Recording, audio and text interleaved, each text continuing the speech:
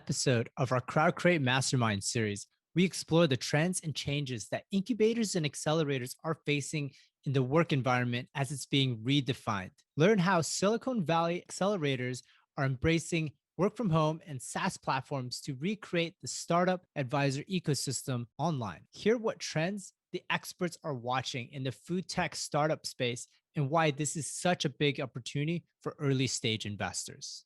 Hey everyone, welcome to the Crowdcreate Mastermind. You're all thought leaders in your industry, and the purpose of this mastermind is to bring together the community, share your insights, and leverage what we call the wisdom of the crowds. You've all been invited here because you're a thought leader, just running your own incubator, accelerator. The format of these masterminds is really to bring attention to your work, build some awesome connections, and give value to others. So the format for these masterminds, they're typically an hour long. Each person goes around for 1 minute and really share who you are, what you're working on, and what are you most excited about and see the biggest opportunities in 2021. And we'll be sharing everybody's bio in the chat. Feel free to take any questions from the audience, and let's get started. Ivan, do you want to kick it off? Yeah, thank you, Jeff. So I'm Ivan. I'm one of the co-founders here at Crowdcreate. And what we do is we connect thought leaders, investors, and business executives to grow your network. What we're working on right now is we're launching these masterminds across multiple industries like gaming, crypto. You guys probably all have heard of NFTs, real estates, and startups. We're also launching these private communities where you can join and engage with other people that have spoken on our mastermind. So trying to create that thought leadership and insights community as a resource. So that's what I've been working on. It's a pretty wild ride so far because COVID has made everybody look for insights online. Awesome. So sorry, would love for you to introduce yourself. Go next. Yet? I heard you. Bye. Yay. Bye-bye. Hi. Hello, how you doing? Good. I'm gonna get my headset working here. No problem. All right. So sorry, would love for you to introduce yourself. Awesome. Thank you. My name is Accelerators, and I'm actually a lifelong food service worker, turned food system entrepreneur, and now use my expertise to support others in their food system entrepreneurship journeys. I run a nonprofit accelerator. We work across all different types of food system entity types. We are in the process of launching our 7th cohort as an accelerator. We've helped a portfolio of 42 entrepreneurs raise over 50 million over the last 4 years in blended capital. So really focus on a lot of different types of capital, again, supporting different entity types. Really interested in working with entities that blend the nonprofit, alternative ownership, and for-profits together. And that is because, we're really excited about the opportunities to regionalize food system. We see the system's just really overly industrialized. We have about 60 harvests left, according to the WHO. And we think that creating an overall more fragmented and integrated and collaborative food system is a pretty exciting and big opportunity for this $7.6 trillion industry. So thanks so much for having me. Thanks, Cesare. And Cal, would love for you to go next. Thank you so much.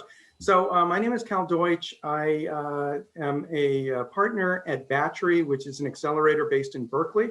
I used to be the CEO and one of the managing partners there.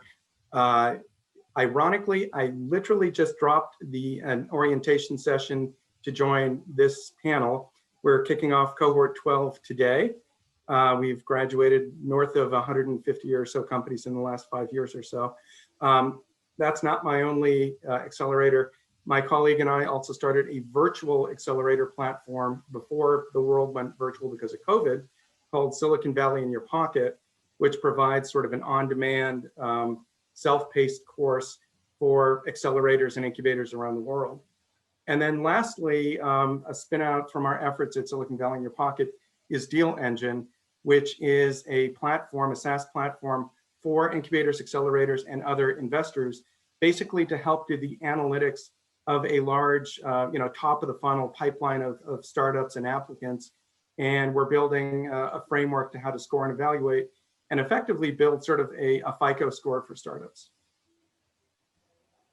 Very impressive, Cal. Thank you. Con, would love to hear you go next. Sure. Thanks for having me. My name's Khan. I'm founder of Headquarters, and at Headquarters, we work mainly with corporations. We set up accelerator programs with them. It's a little bit like Techstars in that domain, but basically we run 14, last year at least, we run 14 different batches of startups. Most of them are in early stages, and we have, for example, with Bayer, we've been running Health Tech Accelerator for 4 years. We have some good alumni who raised like overall like $20 million. We have FinTech Accelerator with Visa. This is going to be the 3rd year, and we have good alumni over there. So basically, we have a methodology which is quite familiar to all of you guys. Basically, what I'm trying to build is to make this structure as scalable as possible. And this is most probably all of our things. We started in Turkey. We have our big office is in Istanbul. I live in London. We have an entity in UK too. But basically, we try to do everything online. And I'm quite glad that people are tending to do that, because now connecting with everyone is easier than ever, and everybody's on the same train. So great to be here. Thanks, Con. We've got a great global panelist here. George, would love for you to go next. Yeah, happy to. So George Bandarian, here in sunny Southern California. I'm in LA with Untapped Ventures. We're a pre-seed venture studio fund. So essentially, we're a venture studio. We're a startup that builds startups in parallel, and we're focused on the new future of work space, or the future of work. We call it the new future of work, which is all about self-actualization. So like, what if the work we do is actually our life purpose and helps us live our best lives? And so transitioning from where we are to getting to that point. So we're actively building and investing in that space. We have a signature 9-month program that we just kicked off, and I just got off of our cohort call, like Cal.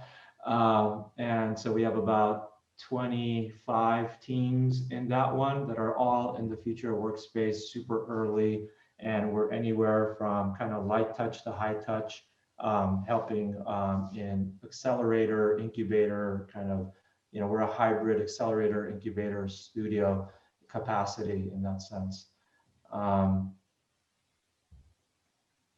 Yeah, so that's what I'm kind of excited about, and the idea of helping people really live their best lives through the workplace is kind of my massively transformative purpose in life. That's great. Thanks for sharing, George. Sung Park, would love for you to go next.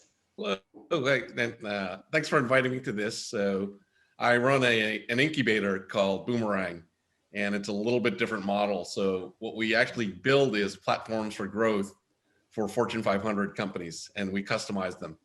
And the way it works is we see a white space, we actually start building the solution for it, we staff it up with entrepreneurs, we get seed financing, we de-risk the thing, and then we go find big corporations to be joint venture partners that enable us to scale without having to raise a whole bunch of venture capital.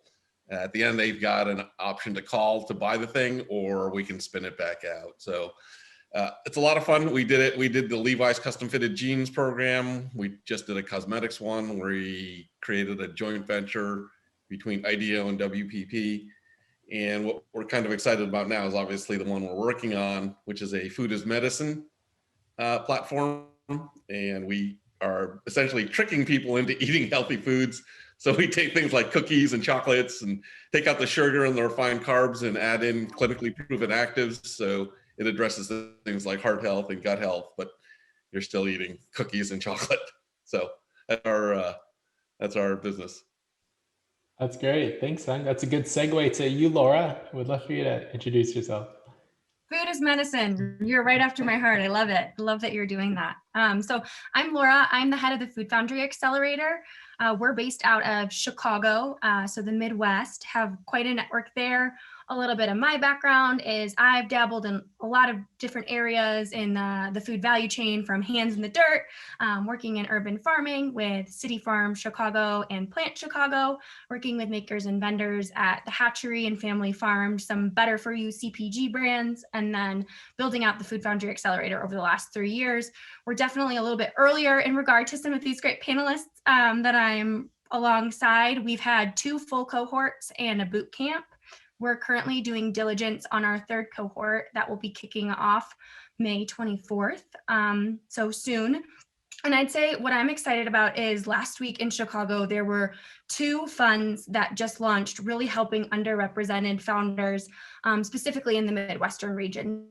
So I'm excited to talk and share more information about that. US Cast was put on by Cleveland Avenue, and then Long Jump is another fund that was put together by former founders. So definitely have that strategic opportunity to really jump seed stage founders get going. Awesome. Thanks, Laura. David, would love for you to go next. Hey everyone, my name is David Posalski. I have a little bit of a different role. I'm an intellectual property and patent attorney, partner at Gerhardt Law, probably for about 17 years. My background is in chemistry and computer science. And for the last 14, probably about the last 12 to 14 years, I've been the intellectual property mentor and counsel at the SOSV accelerators like Hacks and Urban X when it used to be part of them, and FoodX and Indie Bio, stuff like that. That has led me to kind of be the IP mentor at a bunch of accelerators. So I'm also part of something called Tech Launch in New Jersey, which is a tech accelerator that's been around for a while, as well as a brand new one called Big Idea Ventures. It's a plant-based accelerator. They're on their 3rd cohort. But I've kind of been helping companies, educate them and empower them as to what is essential about the process of their innovation and what's protectable about their intellectual property. And so sometimes I'm representing the actual accelerator, and sometimes I'm representing the companies. It's kind of all kind of mixed up in there. But yeah, I've been doing this for a long time. I think what I'm excited to see what's next is the plant-based stuff. Having kind of been with FoodX since cohort 1 until its last cohort just a few weeks ago, Big Idea Ventures seems to be the new kid on the block. So plant-based technologies, protein alternatives, alternative foods, and I think there's some of you on this panel that can probably speak to that as well. From my science background as a chemist, that's going to be, I think, the next big thing. So I'm excited about that. That's great, David. We definitely need to unpack that and probably be the first talking point for all of us. But thank you for bringing in your knowledge, experience into the space. And Richie, would love for you to go next. Oh, you're muted, Richie. Sorry about that. No worries. Hey guys, nice to meet everybody. Richie Hecker here. Lifelong entrepreneur for the last 20 years, based out in New York and Brooklyn. I run Traction and Scale. It's we started life as an incubator 10 years ago. We've taken one company public. We've built and sold another e-commerce software company. And we kind of, we now have 2 operating businesses. One is TS Delivers, which is it's basically on-demand sourcing. We started off doing a lot of PPE and medical supplies for New York City government, Canadian government, a bunch of state governments, and countries and whatnot. And that's one thing that we do. And then we launched TS Serves, where we have it's basically technology assisted contact center services. So we build sales teams on demand. We build customer service teams on demand. Anything where we can leverage our automation tools and really build out. Oh, Mill Basin. Hi, David. I'm from Mill Basin too, East 63rd Street. So anywhere that we can leverage we're really good at recruiting on-demand teams, staffing and training them. So we helped launch the Sundance's first virtual film festival by building their on-demand tech support for the launch of a smart TV application. And our team didn't have any training because the product didn't launch until the day it launched, and we didn't have access to the app and had no training until like 24 hours before. But we staffed a 59-person team on zero notice to help Sundance have what was considered the gold standard of film festivals. And we're just really good at that kind of recruiting and training and team building. And I guess we were doing a lot of things what I would consider on demand and being able to deliver things to people very fast and efficiently. Those are our two main businesses. We're looking at launching a warehousing business for maybe as an interesting connection with all the food, because basically we have the ability to do custom kitting and packaging to make packaging feel special for people, and also to help people launch their first warehouse for like a manufacturer that needs their first outsourced warehouse partner, which usually requires a lot of hand holding. And so we're doing it a lot with people overseas, where we'll help manufacturers bring their warehousing and set up logistics here as a service. And we may end up offering this more formally, where we have a warehousing, because it supports what we do already. Same thing with trade finance and other things all around delivering people good experiences, whether it's a product or a service. And then like our customer service business, TS Serves, Sundance was like a random thing, but we also are building the sales and marketing team for our medical supply business is actually done by our outsourcing business. No, thanks, Richie. We'll back that later. We just wanted to do a 1-minute introduction. Oh, sorry, my mistake. Yeah, basically we build shit and it's fun. And I love it. So we have an awesome group of panelists here, and really the purpose of this is just to have everybody, don't hold back, share your insights, talk through, we have a lot of hot topics here that we can discuss, meet some cool people, and leverage what we call the wisdom of the crowds, and excited to hear from all of you. So Ivan, want to start off? Yeah, and even before this mastermind, some of you were talking about some of the pain points and some of questions they have. So feel free to go through and comment on another's question, but also to use the hand raise feature inside of Zoom. So if you have any questions, raise your hand in Zoom and I'll call on you. But the first topic that we wanted to talk about, I know many of you, actually Sung, you brought it up, but food health and food tech. Just to give some context, we actually just held the aerospace mastermind last week.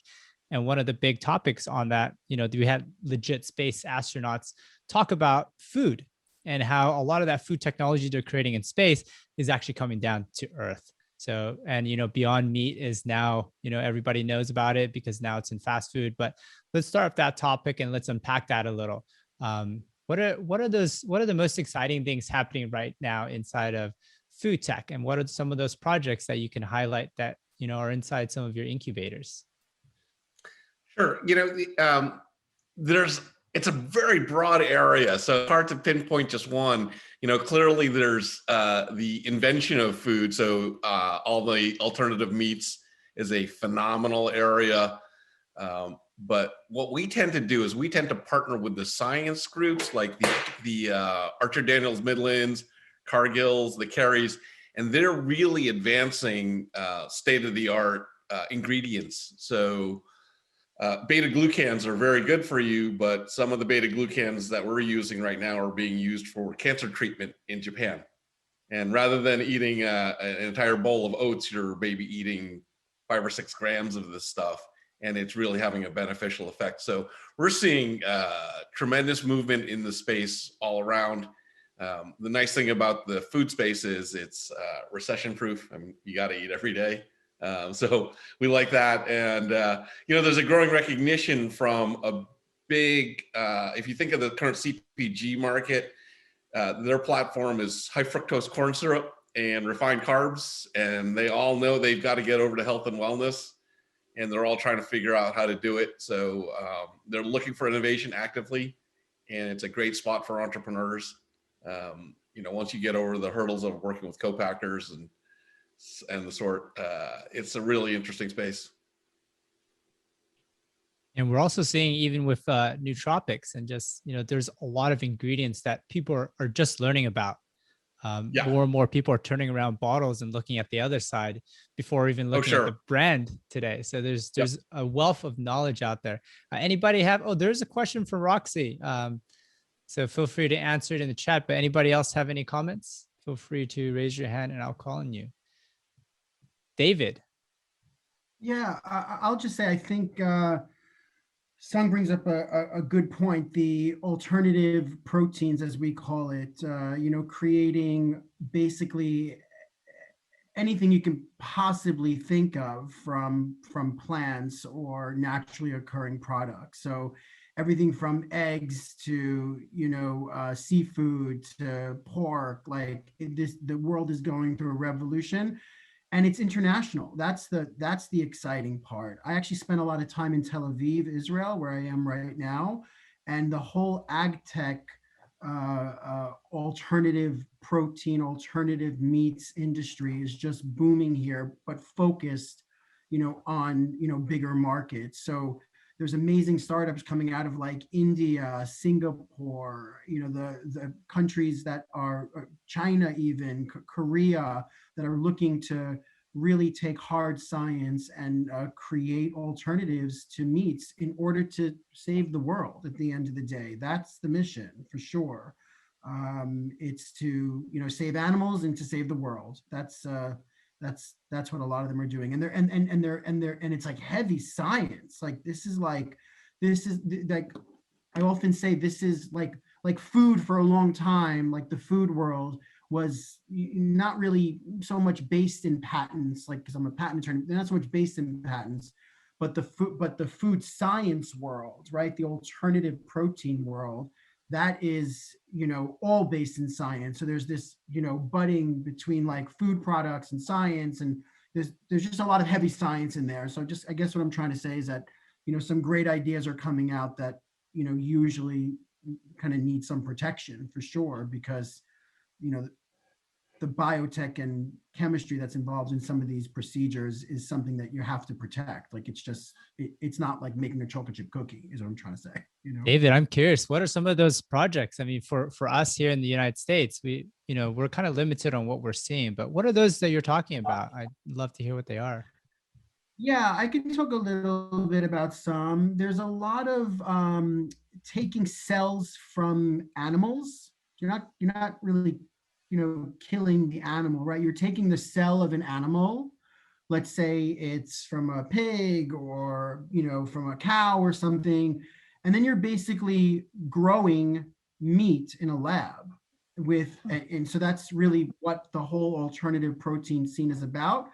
But then there's also taking, I think Jeff brought it up, or you did, taking materials that we've not really seen before as food sources, like tempeh, or things that come from, again, naturally occurring products, and making them into full-fledged things that you can eat that look and taste like the real thing.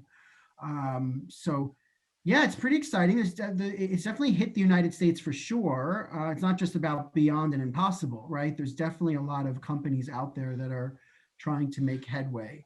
What's a good brand name that we can look up? I'm really curious. I really want to look it up. I think you should look up Gelatech. Amazing company. They take, they're basically kind of harvesting cells from jellyfish to make collagen and gelatin, so that it can go into foods as an ingredient to create the texture and the consistency that you would enjoy from a normal food that you can eat. That's not, that's all plant-based. Oh, fascinating. Yeah. Thank you, David, for sharing. Cesare, we'd love to hear from you. Sure. I mean, this is, as has been mentioned, such a complex topic. I think I could probably offer a little bit of just a slightly differentiated perspective, which is, food system wise and thinking about health as a holistic endeavor. I think it's important to think about with these different types of novel products and technologies, unintended consequences. For us, we really take an approach that a reductionist view on, food production is, especially with human health, potentially putting us back in the same place we're already in. So I think for us, we're really looking at soil, land use, water use, the actual feedstock, the level of processing, and, really trying to see some of these innovations from a slightly more holistic perspective. And I think to that end, for us, we were looking at some of the focuses on, open source technology, community-owned technology, and understanding how those can help to potentially support bringing new products to market, but in a way that really looks to the environmental degradation, the impacts we're trying to solve for in the first place. And so, this topic gets, I know we've been excited about investing in alternative proteins, and there's certainly a lot of solutions. We have a pipeline of thousands of them, and for our portfolio, we really haven't made the bet on very many because there's just still so much to learn. And I think it's actually really one of those areas that we have a lot of opportunity to collaborate and just share learnings. We actually support the other side, a lot of regenerative ranchers. We're able to really understand the data and impacts around carbon sequestration, what that does to the local economy, some of the opportunities around infrastructure. And so I think bringing those views together, looking at some of the opportunities in a more holistic way, understanding what the other impacts on the environment look like for the supply chain are really important considerations when looking at the alt protein and just generally thinking about how we create a healthier set of food options for folks that's more accessible. Laura, I'd love to hear your opinion as well, because you're really deep in the space. Also, Con, I saw you raise your hand, so you'll be next. But there's also in Zoom, there's a raise your hand feature. So see if you can use that one. But go ahead, Laura. Yeah, no, absolutely. So much of what some of these other panelists have said, we are more middle of the value chain, so like vendor, distributor, operator. So we haven't touched as much on like the product side of things or the ag tech side of things, which I think David and Cesare both have great experience with. I think something that I'm energized as we're looking at companies for our third cohort is the food access piece, and really helping underserved communities get food access, also understanding what are some of these foods that maybe are more nutrient dense that can be put together in a more cost-effective way that helps with that as well. So I think that a lot of the alternative proteins, there's opportunity there. And as there's more research and more developed, the cost is going to be a lot more affordable and accessible to people as well. I'm trying to think too, but as Cesare mentioned, there's so many different pieces, and I think the more that we all can collaborate together, it really kind of adds to the richer story and the development of these startups, and really changing the entire system. Thanks, Laura. Laura, what do you think is the most disruptive company right now that's serving that food access piece or doing it well? That's such a good question. I feel like we're right. So we're right like in diligence. So I don't want to give too much away, but I would say I'll give a little teaser is that April, May timeframe, look out to see who's in our third cohort. And I'm happy to share that at another time too. That's great. I have to bring you back for the next mastermind and share more at that time. But yeah, that is a big problem that needs to be solved. Con, I'd love to hear from you. We also have a question from Roxy. So if anybody wants to type out an answer, and Bob, I know you raised your hand. If you can type your question into the chat, the panelists can all see an answer. Go ahead, Con. I mean, I was just honestly looking through the alumni that we have, because food is a domain that I really like to my heart. And some of our programs, for example, in health tech with Bayer, because they have a lot of agricultural products, for the last few years, we've been also working around that topic, because agriculture is one part of the food problem. And we have really interesting companies. Like one of the companies that we have is called Nanomic. They also was in SOSV. And basically what they do is an organic coating for vegetables and fruits, so that they don't decay in the supply chain, because it's really horrible, but most of the food actually is already being wasted before our plates anyway. I mean, not the ones that we don't eat, but basically while they've been serving to us. So especially their product is quite working really well on berries and that kind of nimble fruits, because a lot of people doesn't really like to eat squashed berries and etc. And it's a huge waste. Also, we have different aspects of it as well, because agriculture as a whole is a tough business in terms of it. Yes, there are a lot of digital revolutions happening over there, but basically still like long tail of agriculture is being done by families in all the world, and they're generally not prestigious. I mean, we have big food companies, but also there are a lot of farmers everywhere in US, in Europe, in Asia. And for example, one of the companies that we had in our batch is Accurate. They use satellite to understand some kind of both efficiency of the land and what the farmers are doing, because you need funding to run your own farm as well, because now the climate change is happening. We see a lot of times a lot of people having trouble harvesting their produce because they expect rain and it doesn't happen. They expect some kind of cold times for some fruits or vegetables to grow, but it doesn't happen. So basically what they do with Allianz, and they do it in Asia, for those farmers, they can just read their satellite images and somehow come up with an insurance premium if something happens in that region. Because it's really tough, because when you have a car, basically any company who will provide you insurance would know that you're 35 years old male in an urban city, most probably you will have less than 1% chance to be an accident, and it would cost like $5,000. And for agriculture, it's really tough because most of the things are not on the table and you don't know it. And that started in this way. Now they're also working with some of the international funding agencies like European Investment Fund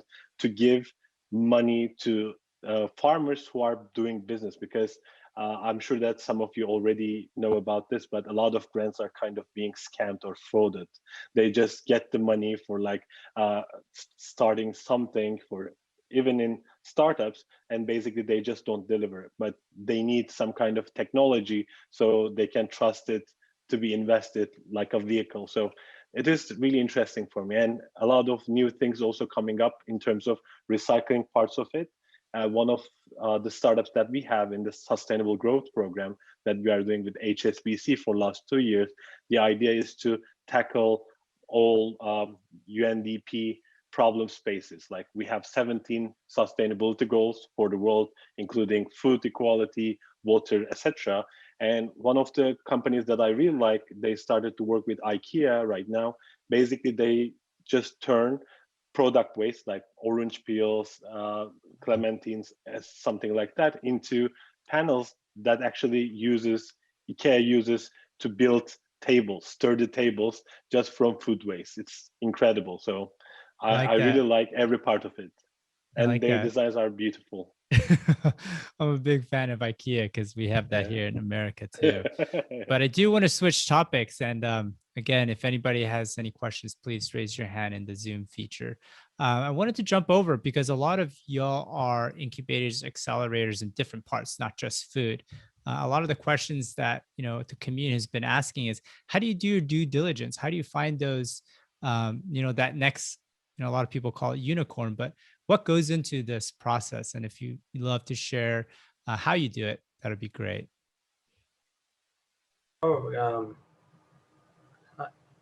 Yeah, hi, Richie.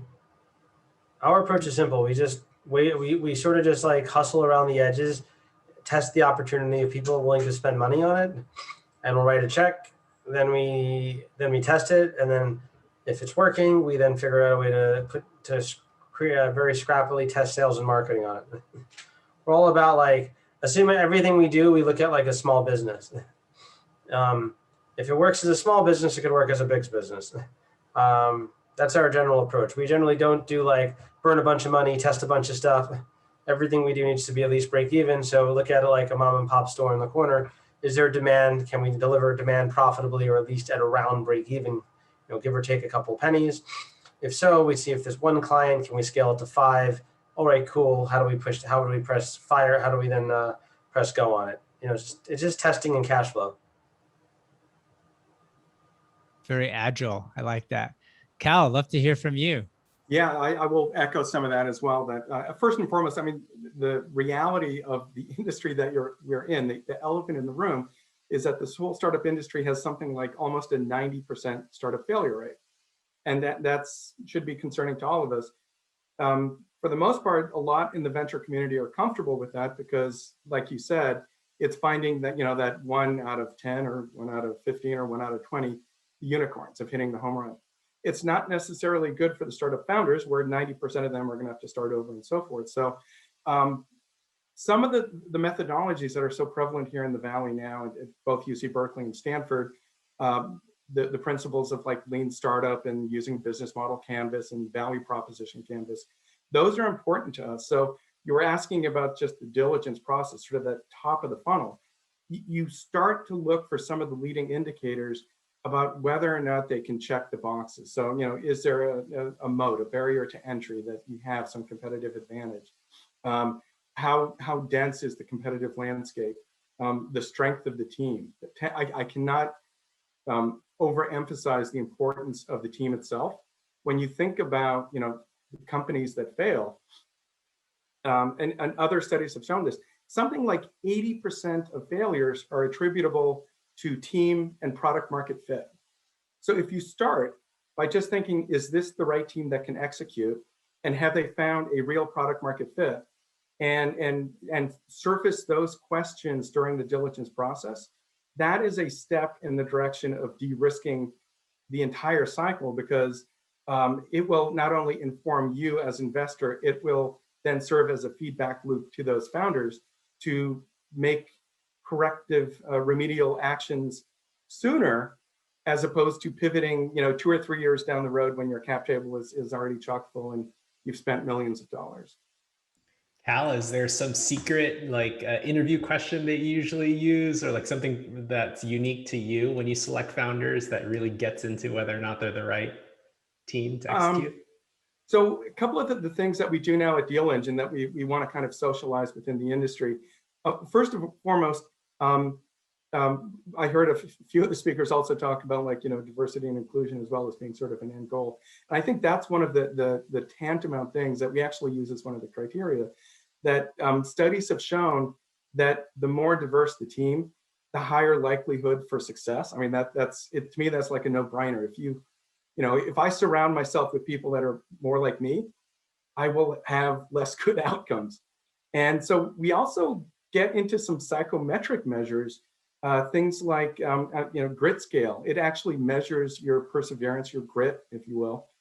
Emotional intelligence. There are tests for visionary salesmanship, team capacity. If you answer those questions at the beginning, to just analyze the team and make sure that they're poised for the journey. It's a long journey. I mean, from idea inception to exit is probably 8 years plus. And so it's not for the meek of heart. And so surfacing that, and then also giving them tools that they can improve themselves, where, if you don't have quite the grit, there are exercises you can do to either better understand yourself or maybe move on. Thanks, Cal. And I know there's a portion of it is in like the human psychology, right? Like how much you are sold into the team. And then sometimes the product and the vision kind of go into that. But Laura, you raised your hand. I'd love to hear your take on it. I was going to say one of the best questions that I've seen where you really find out about the team is asking, it's 6 months from now, your company failed. Why did it fail? And really seeing the CEO or the founding team be able, whether one, sometimes people get very offended and that will never happen. I think that's very telling. And others are like, I've never been asked that question. Thank you. Let me think about that. And so I think that to me has been one question when you specifically asked that, Jeffrey, that I'm like, that I've seen a lot of. Interesting how the founders have worked through that question. Yeah, I could add to that a little bit. So my version of that is I say, like, let's just say you go out and you're going to go validate this. You talk to 50 customers and nobody buys. What do? Right? So what's plan B? And then how they react to that gets to the same answer, right? Are they, so we see a number of common, like founders companies fail, but it's, that number that Cal mentioned, 80, 90%, but they're all for the same reasons. And one of the most common ones is they fall in love with the solution instead of the customer and their customer's problem, right? So when you ask that question, what you're looking for, the one that Laura mentioned and I mentioned, what you're looking for is how attached are they to their solution? Because if they're going to be have their blinders on, then they're not going to be accepting the data and the reality that is in front of them. And it's, from an investment standpoint, it's probably not going to be good, right? So I think that one's really helpful. And I think that the underlying one to that is really just quality of thinking. So that's what we look at is when I ask a question, it's not that they have the right answer, but how are they thinking about it and how do they accept the input? Are they coachable? Do they go study up on something and come back and kind of really think through it? Because we invest, and I think most of the others on this panel, we're in the really early stage, right? So as a venture studio, we're there right at the idea on the napkin, sometimes a little bit further. And more or less with the accelerators, they're a little bit further along, but there's no product market fit generally at the point where any of us, I think, are investing for the most part. So what you really have to go on is the team. The idea is going to change. The product's going to change, unless it's super scientific. Like I think it's some of the food. That was a really fascinating conversation. My wife's a nutritionist and a health coach. And the note that I made is maybe I can get her into venture on the food tech side. Maybe I got to talk to one of you guys on the panel. Then we can both be in the same venture business, which may not be a good idea. But anyway, so hopefully we'll talk a little bit about future of work and SaaS later. Food got some love, but I think the workplace should get some love too, given COVID kind of changed everything. But anyway, back to your question. So yeah, I think for us, a lot of it is team. It's the quality of the founders' thinking and their openness, their coachability, their grit. And their willingness to go validate. I think that's the other thing is we just see people come up with an idea. They'll spend a year or two and a couple $100,000 building a product without having talked to a single customer. And then they realize that, they didn't build the right product for the right customer. And then they come back to the drawing board. And, usually when you talk to founders, they've had one or two failures. That's what it was because they did it the wrong way. And now on their third time, they're ready to do it the right way. So that's a lot of kind of what we look for in the early stages. We just got done with this. We had over a couple hundred applications and we accepted our cohort. So all of this is fresh on my mind. George, thanks for sharing those insights. And yeah, the grit is real. And I love to, so we're going to go to Cesare and then Khan, and then we're going to switch topics to exactly what George is talking about, SaaS, because, the future of collaboration is changing. So go ahead, Cesare. I just wanted to add, I think it's interesting, like we're a nonprofit, right? So we have a totally different value proposition. Only with our last cohort did we even charge equity, which is 1.5%. But interestingly, after 6 years, we have an 85% survival rate. So we're really looking for, we're able to really focus on the individual change leader that we're supporting. And I think, folks covered a lot of great sort of areas. And I think one of the things we really look at first is the impact they're making. And we sort of have a complex, we've set of indicators that we're looking at their impact as a first line. And then we're also from there, look at business viability and then the coachability of the entrepreneur, their clarity of thinking. But I just think that one of the things I find interesting and we refer a lot, that's one of, like, we're objective. We're able to work with everyone. We're able to we have folks, oftentimes companies go from ours into another accelerator. And we're really trying to help them preserve their equity so that they're in a good position for that next level of growth, if that's where they're going. But I really think for me, there's this intersection of where an organization like ours, who can have a totally different focus and a sort of different set of returns, how we can, collaborate a little bit better on how we are doing diligence together and doing, better referrals. I think that's just an opportunity at large to look at where nonprofit, for-profit accelerators can kind of integrate some of their thinking a little bit more. Thanks for your insights. Khan, love to hear from you. Sure. I think I need to leave after I talk. So I'm really happy to meet with all of you. I will try to write all of you as well. As an investor myself, and also like Headquarters, I mentioned before, because some of our programs are really strictly looking forward some certain types of companies. So it can be like geographical reasoning, it can be in domain, it can be the size wise, so early stage, later stage, etc. But personally, what I really look for, on top of what you all said, because the team is the key, I generally try to understand the delta between our calls. So if I have a call with a founder that I'm planning to invest, if next week we do the same call and I don't see any kind of growth, this is a huge red flag, whatever they do. Because I mean, entrepreneurship is a lot of steps, and I want to see that how these people are actually taking their steps. That can be a wrong step, that's fine, because if you have the pace, you can go left, right, which is we call pivot. We can just say that let's change the business, etc. But you need to see that momentum, perseverance from the founder itself, because it's tough. I mean, generally founders start kind of alone. Even they have co-founders, it's generally whatever you hear is no. It's always tackling some kind of problems.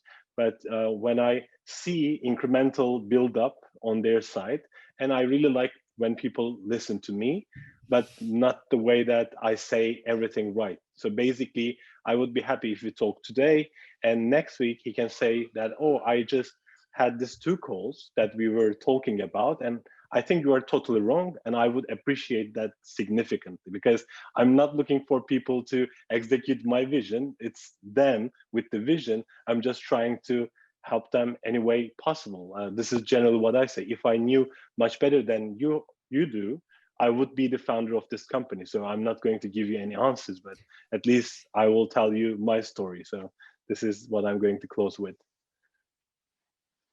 Thank you, Khan, and well said. If you knew better, you would be the founder. That I like that. But I do want to switch, and Khan, thank you for your time. You too, guys. Cheers. Onto remote work, and are people going back to work? A lot of you are in the incubator space, and they come to you, and traditionally you have a space for them to meet, and they can shake hands and share ideas of other co-founders. But yeah, I want to shift over to that concept. Is what is the future of work going to look like? SaaS is playing a big part of this. George, I'd love to hear from you. You brought it up. Yeah, I'd be happy to kick it off. So I launched Untapped during the pandemic. So we were launched in a virtual remote environment, and kind of hope to be forever. I think there's some great benefits to it, right? So I've already recruited a team that's global. I'm in LA. We have some people in LA, but we have people from all around the world on the Untapped side. And then also it eliminates right from the beginning the ability to try to get founders to come to a certain geography. So recruiting from everywhere in our future of work thesis, right? So we're trying to build a preeminent community for future of work founders and even investors. Not having that geographic limitation is big, but we all know this by now, right? We're over a year in, and everybody's kind of had the benefits of that. I think the interesting question that Laura brought up was in terms of like the how to humanize the virtual experience. And so I'll share some ideas. So one of the things, I always like taking a historical context and kind of stepping back and looking at humanity over time. That usually helps us kind of gives us perspective. So like this concept of going to the office for a 9 to 5, that was only a tiny blip in our human history. That was only like 100 years or so. But before that, for many tens of thousands of years, right, we were hunter-gatherers. We kind of stayed together at home or in our home area, our neighborhood. We got food, we came back, and that's how we lived. And when we came to the point where we needed to earn some income, we were entrepreneurs. We were either a blacksmith, a farmer, or whatever our profession was. And then we made that product and we sold it to our neighbors, our community, when we got to that next level of civilization. So this idea of going to the office for a 9 to 5 was, I think, this concept that came, and we're never going to go back to that. So I think like Laura's question is, how do we humanize the virtual experience? I would just say maybe it is human, because this is human. We're all together. We're able to connect. We probably wouldn't have had this meeting otherwise. And just kind of looking at it a little bit differently, right? So I think that helps a little bit, is just to look at it differently, say this is the new human experience. Now I can connect with these 10 other humans from around the world instantly and have that connection. And you say, okay, well, what's the gap, or what's underlying the question? Well, what's underlying the question is we are social creatures and we seek that physical in person. There's no replacing that. And so how do you build that back in? And so that's where you see a lot of these hybrid work, the trend towards now hybrid work. So as more and more employers, like nobody wants to come back like full time like everybody, but everybody's trying to figure out, how do we go to hybrid? How do we set it up? Because now there's new sets of problems to solve for hybrid, right? Because it was one thing when we were all at the office in this meeting. It was another thing when we were all at home, but we could join on Zoom. But now like 3 people are at the office, they're in the conference room, they have a certain energy, 4 of us are here online, and it's just different. It's weird. It doesn't work that well. There's some new problems solved. So I think like I think that's kind of what's going on in the space, right? So like last year, a lot of solutions were how to enable work from home. Now it's like a lot of solutions for how to enable hybrid. So we're seeing a lot of that, and this move back towards, offices. Yeah. So that's some of what we're paying attention to, and is in our kind of part of our thesis. We have 5 areas in the future of work that we look at. One is, am I clear on my life purpose, my passions, my superpowers, and am I living that, right? So like, how do you help people? So that's the top of Maslow's hierarchy, and this idea that the future of work is self-actualization, that if we're not at the point where we have the important problems that my fellow panelists are solving, which are the bottom of Maslow's hierarchy, food, water, shelter, that if we're privileged enough to be able to worry about the top of Maslow's hierarchy, that how can we do it where it's just not a 9 to 5 and for purposes of income, but it's really for me to live my best life, be self-expressed, have my highest and best contribution to mankind, right? So that's kind of our main one. But then the other ones are productivity, the new productivity tools, entrepreneurship. So I'm really interested in what Cal's doing, because our thesis on that is, how do we have more and better founders, and why do we still have 9 out of 10 startups failing? How do we reduce that failure rate? George, thanks for that. And well-being. Mental health, yeah, that's also a big thing. I do want to touch upon what you mentioned, things are changing. And Sung, I'd love to hear from you, because before this panel, I actually listened to a speech you did 12 years ago.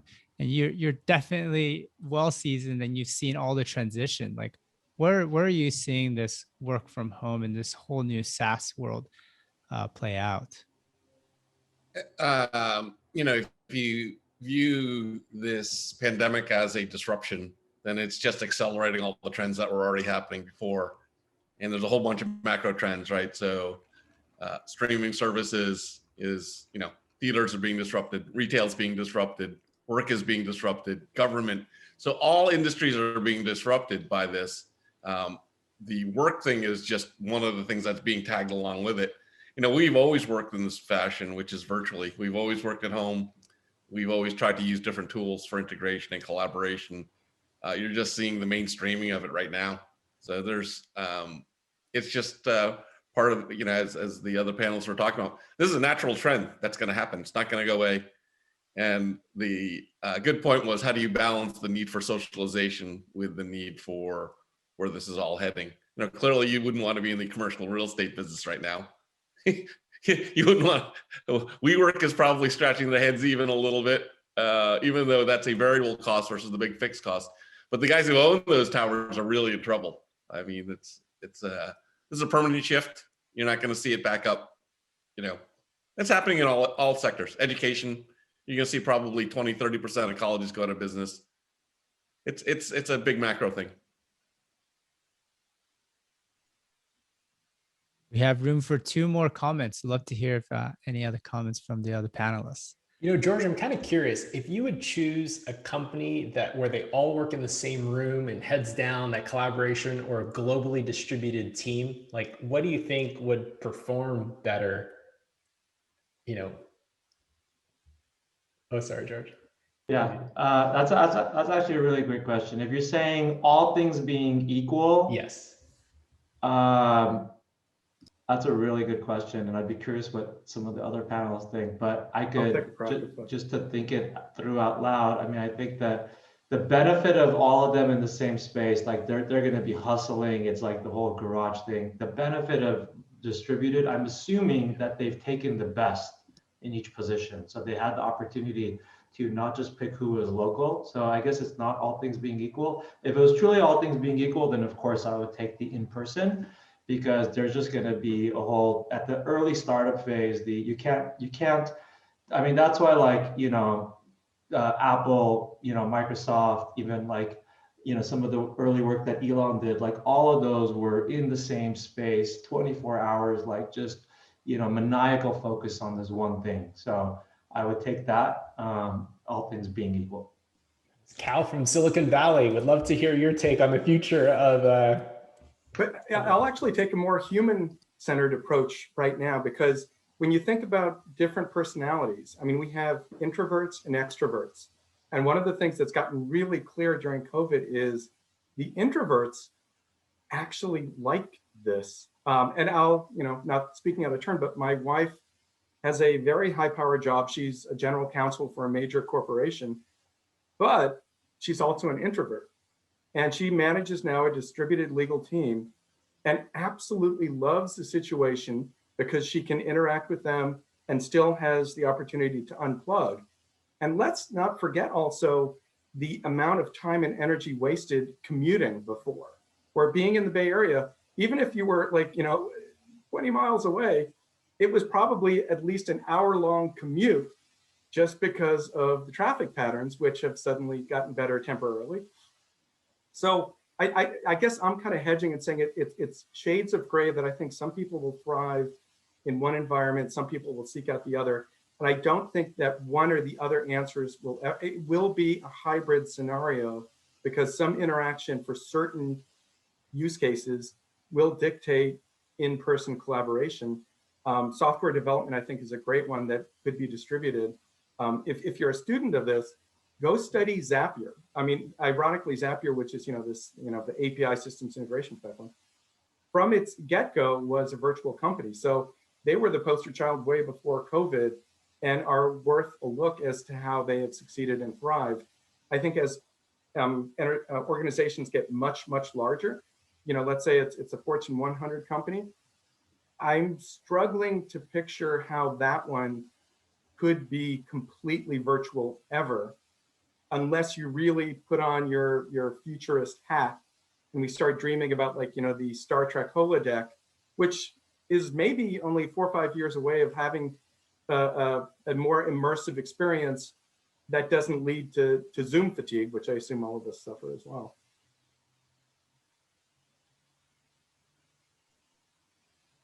Great. Anybody have anything else to share on this? And then we're going to be wrapping up on the hour.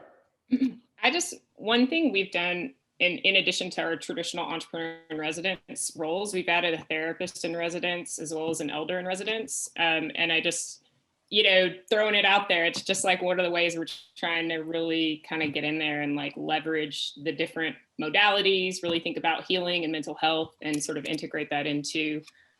So, I think that's another, if anybody is interested in sort of how we're doing that, we're a lean nonprofit, so not super flush with resources. Very happy to kind of share like what we put together, how we think about it, how we integrate that role.